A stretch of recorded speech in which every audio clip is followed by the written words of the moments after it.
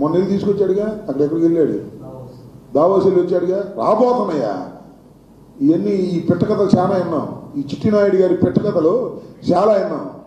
అసలు వెళ్ళింది దేనికి? స్టార్టప్ ఏరియా డెవలప్మెంట్కి. దాని సంగతి ఏంటి? చీపు అన్నారు లేదా?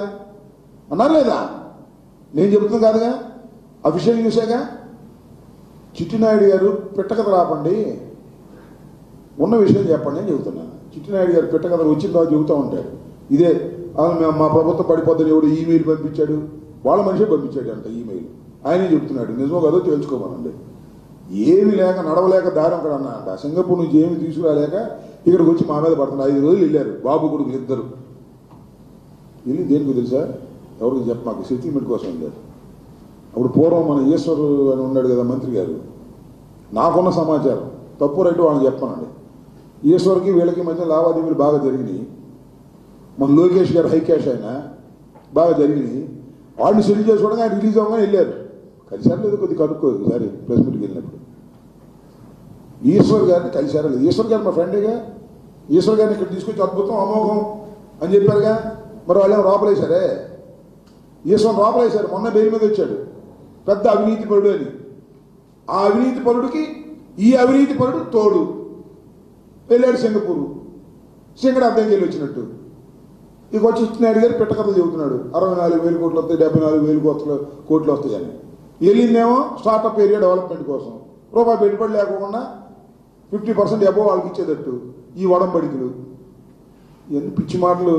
చెప్పిన వాళ్ళు చెప్పారు, నమ్మిన వాళ్ళు నమ్మారు. ఇంక చెప్పేది లేదు, నమ్మేది లేదు, అయిపోయింది వాళ్ళ పని. కాకపోతే ఇంక 4 సంవత్సరాలు ఉంది కాబట్టి మనం ఏం చేయలేము.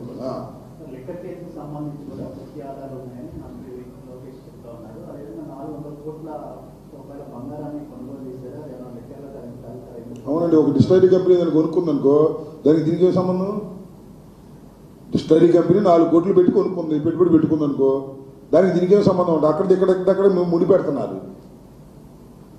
ఆధారాలు ఉన్నాయి. ఎంతమంది మీద ఆధారాలు ఉన్నాయి? అసలు మా పార్టీలో ఉన్న అందరి మీద ఆధారాలు ఉన్నాయి. అందరూ ఆపరేసేయాలి. ఏం నాకు అర్థం కాలే. న్యాయస్థానాలు తెలుస్తాయి. ఇదంతా కుక్డప్ స్టోరీ. ఏదో ఒక విధంగా ఒక కథ అల్లి వైఎస్ఆర్ కాంగ్రెస్ పార్టీలో కీలక నేతలైన వాళ్ళందరినీ జైల్లో పెట్టి వేధించాలనే ప్రయత్నం చేస్తున్నారు. శభాష్, మీరు వేధించాలని మీరు అనుకుంటున్నారు, వేధిస్తున్నామని మీరు అనుకుంటున్నారు. మీ వేధింపులే మాకు శ్రీరామ రక్ష కాబోతున్నాయి.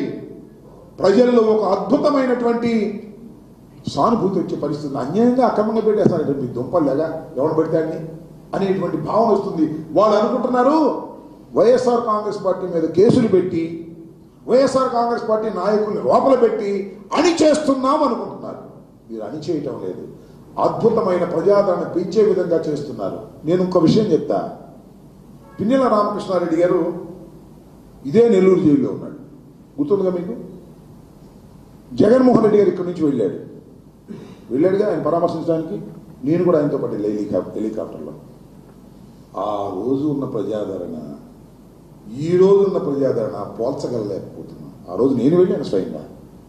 నేను హెలికాప్టర్ ల్యాండింగ్ నుంచి సెంట్రల్ జైలుకి వెళ్ళాం, పిన్నెల రామకృష్ణారెడ్డి గారిని పలకరించాం, తిరిగి మళ్ళీ హెలికాప్టర్ దగ్గరికి వచ్చాం, మళ్ళీ ఫ్లై అయ్యి ఇక్కడికి వచ్చాం. ఆ రోజుకి ఈ రోజుకి ఎంత